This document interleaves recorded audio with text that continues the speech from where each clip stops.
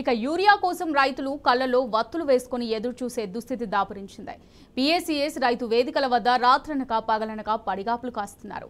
పాలకుర్తి మండల కేంద్రంలో యూరియా కోసం రైతులు తిప్పలు పడుతున్నారు. స్థానిక ఎమ్మెల్యే యశస్విని రెడ్డి, సీఎం రేవంత్ రెడ్డిపై రైతులు తీవ్రస్థాయిలో విరుచుకుపడ్డారు. కేంద్రానికి వచ్చిన యూరియాను కాంగ్రెస్ నాయకులకు పంపిణీ చేస్తున్నారని ఆరోపించారు.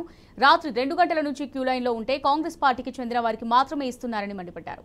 బీఆర్ఎస్ హయాంలో యూరియా పంపిణీ సక్రమంగా జరిగిందని గుర్తు చేశారు.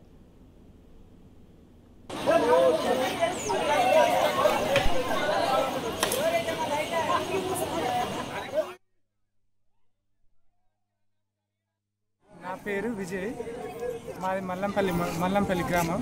వాటికి 10 రోజులు అవుతుంది మేము తిరిగి ఇక్కడ రావడం.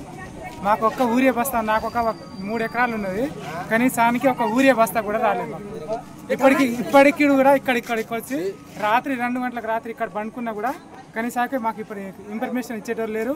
కనీసానికి పోలీసులు వస్తారు, వీళ్ళు వస్తారు, వాళ్ళు వస్తారు, ఇవాళ ఇస్తాం రేపు ఇస్తామని వెళ్ళిపోతారు. కనీసానికి మాకు ఇప్పుడు ఇవాళ వచ్చినా కూడా మాకు ఇది ఉంది, 2 గంటలకైనా సాయంత్రం అయినా పొద్దునైనా వస్తుందని కూడా కనీసానికి మాకు భరోసా కూడా ఇస్తలేదు. ఇప్పుడు మా పరిస్థితి ఏంట్లా? మా కేసీఆర్ ప్రభుత్వం ఉన్నప్పుడు మాకు ఒక మంచి హామీ ఉండేది. ఇప్పుడు ఈ రేవంత్ రెడ్డి వలన మాకు చాలా నష్టం అవుతుంది, పంటలు కూడా చాలా నష్టం అవుతుంది.